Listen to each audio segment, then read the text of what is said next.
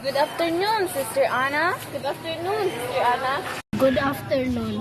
How can I assist you today? Sister Anna, we've been studying in the history of the Philippines and we realized that our religion has greatly influenced by the Spanish. Could you tell us more about this? Of course, Rachel. The Spanish brought the Catholicism to the Philippines in 16th century. They used religion as a tool to help colonize and control islands. That's interesting, Sister Anna, but how did they do this? They built churches and missions throughout the country. They also introduced the religious events and festivals, such as Sinulog festivals and Ati-Atihan festivals, which are still celebrated today. So our religious practices are a mixture of indigenous beliefs and Spanish cultural traditions. That's correct, Care. Over time, many Filipinos embrace Catholicism, but they also retain some of their indigenous beliefs and practices. This fusion creates a unique from Catholicism that's distinctively Filipino. Fascinating, Sister Anna. It's amazing how our history shaped our religious beliefs and practices. Indeed, Rachel, our faith is a statement to our resilience and adaptability as a people. It's a beautiful blend of the old and the new, the indigenous and the foreign. Sister Anna, we've learned a lot today. You're welcome. I'm glad that I could help.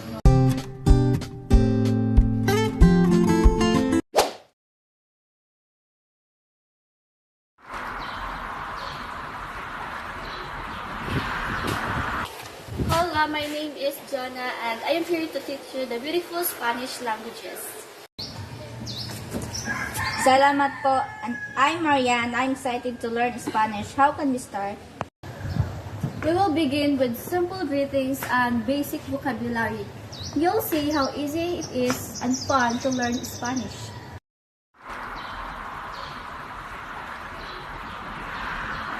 Today we will learn about Spanish greetings. Repeat after me. Hola, ¿cómo estás? Hola, ¿cómo estás?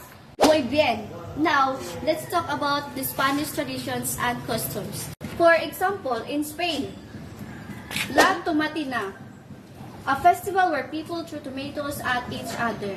Wow, that sounds interesting. Now, let's talk about something else.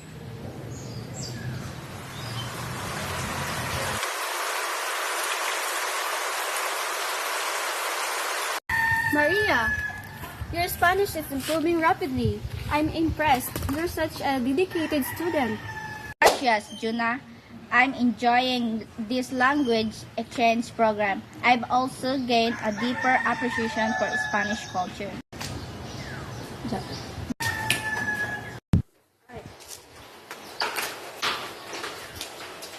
Maria, your commitment in learning Spanish is admirable. Your language skills is not only good for you, but also it strengthens the ties between our culture. Thank you, Governor. I believe that embracing different languages and cultures enriches in our society.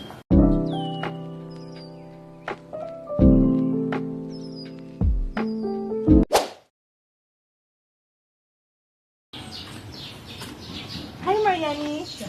Hi, Juliet. What can I help for you? I'm just curious about the Philippine music and how it was influenced by the Spanish. Can you shed some light on it? Spanish colonization's profound impact on the Filipino musical. Spanish introduced new instrumental music styles and traditions in Philippines. It's fascinating. Can you give some examples of Spanish-influenced music in the Philippines?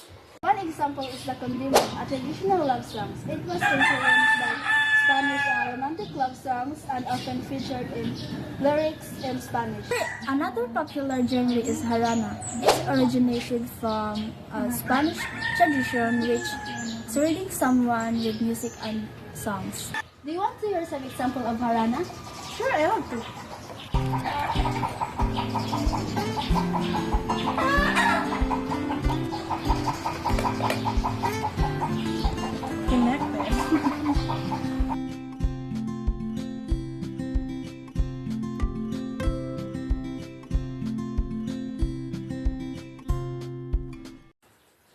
the idea of serenading someone. It's just romantic. Are there any Spanish musical instruments that became popular in the Philippines? The guitar is one of the most significant Spanish instruments that quickly integrated into Filipino music. It's used to basic genres like folk music and ballads. I can imagine how guitar added a unique flavor to our music. Did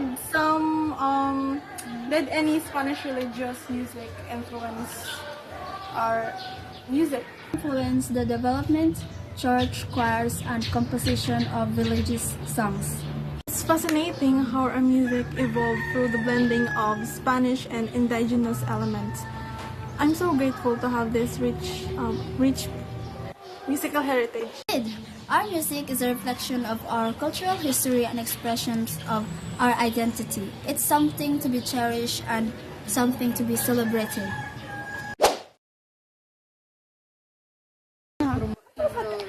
Guys, today we're going to explore the Spanish influences on Filipino culture. Can anyone give me an example? I think Filipino cuisine has been significantly influenced by Spanish culture. Correct, Tony. And anyone can elaborate more on this topic? Spain colonized the Philippines for over 300 years, and this long period of colonization has left a lasting impact of Filipino cuisine. Many Filipino dishes have Spanish names and cooking technique show the deep Spanish. Can you give some example, Rachel?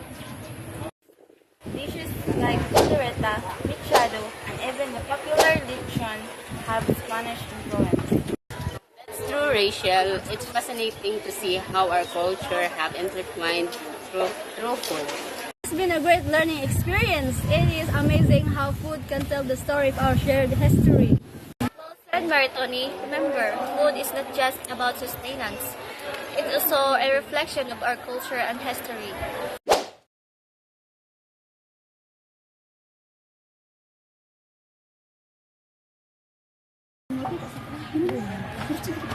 Hey guys, I've been reading about Spanish influences on traditional Filipino clothing.